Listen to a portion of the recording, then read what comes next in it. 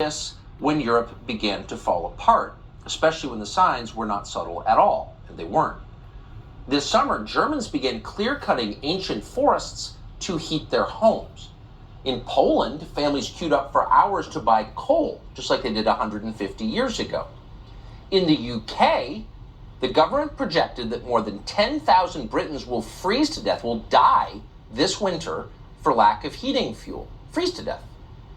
In England, that is not supposed to happen in a first world country. So Europe is moving backward at high speed, and it's not clear where it'll end. So the question is, why is this happening? And the answer, for once, is a very simple one: the war in Ukraine. That's why it's happening. A huge percentage of Europe's energy came from Russia. Those imports have now been banned, supposedly to punish Vladimir Putin. What's the result of this punishment? Well, the Russian ruble is now far stronger than it was a year ago. The European economy, meanwhile, is collapsing. Europeans are much poorer than they were when the war in Ukraine started. So how is that a victory for Europe and the West and democracy? Well, that's a fair question. It's an obvious question. But no one in Washington appears to be asking that question. Instead, the Biden administration is doubling down on the self-destructive mistakes that are destroying the European Union. The White House banned Russian oil, natural gas, and coal. It was our moral duty.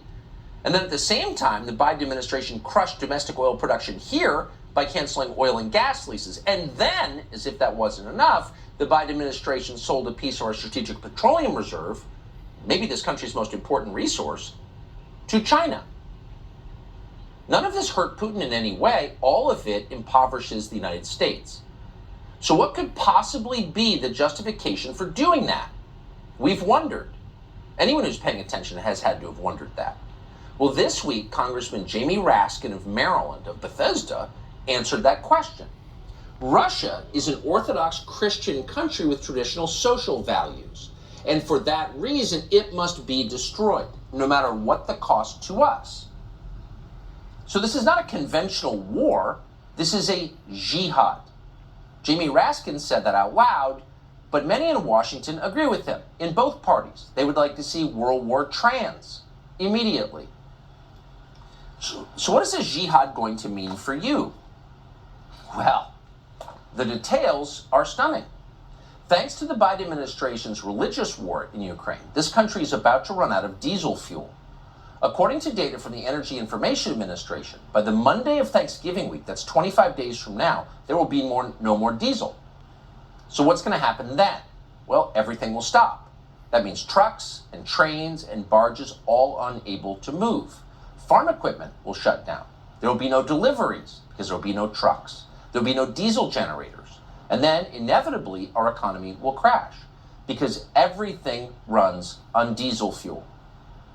Not on solar panels, not on wind farms, on diesel fuel. Diesel is not a negotiable commodity. You have to have diesel. So what happens when we don't have it?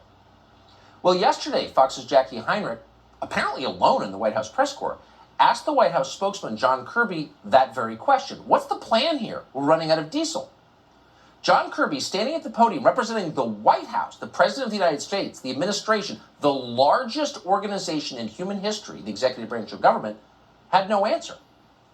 But don't worry, he said. We will be exporting plenty of energy to Europe to help fight that progressive crusade in Ukraine. Watch. What are we doing to increase the supply of diesel, given that the Energy Information Administration said as of October 14th, the U.S. only had about a 25-day supply. You have the Northeast and New York already rationing home heating oil. What are we doing to prepare for the winter and to ramp up supply of diesel? I'll take the question on the diesel because I just don't have the data on that in front of me. So let me take that and we'll get back to you on that. But writ large, the president has been working very, very hard to make sure that we're that not only are we ready for fluctuations that could come, and of course the prices are going down, and we think that's important, but that we are also doing what we can to help our European friends and partners who are also going to be facing a long, cold winter. We have doubled our commitment. The commitment he made in March for natural gas exports to Europe, we've doubled that commitment in terms of actual, getting things over there, getting natural gas over there. And we are working with foreign suppliers of natural gas and oil to see if we can't help our European partners diversify their own storage and supplies. So just pause and savor the irony here just for a moment, because now everything is irony. They've been telling you for decades, since Al Gore left the White House, that the single greatest threat to the world was warming, and because of their efforts to fight warming, you are in danger of freezing. And unlike warming, freezing actually kills people, a lot of people every year, and it will kill people in the West this year thanks to their efforts to fight warming. Okay. The second thing to notice is the White House spokesman's totally uninterested, blasé response to the most basic question anyone could ask, which is, what are we doing about the fact we're running out of diesel fuel? And he has no idea, and he's not embarrassed that he has no idea. The problem is, at this point, there may not be an answer, because there may not be a way to avoid a disaster. Diesel fuel is not just low in this country, it's low in every Western nation that has aligned itself with Ukraine. All these nations preparing for World War Trans are running out of diesel fuel.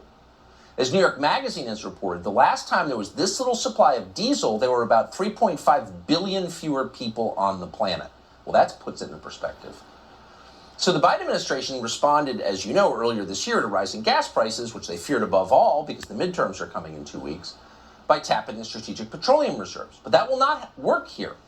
The Northeast Home Heating Oil Reserve contains 1 million barrels of diesel in case of emergencies. The problem is the demand is so high across the board that, according to the Washington Post, even if the Biden administration used every single barrel in that stockpile would be empty in less than 6 hours.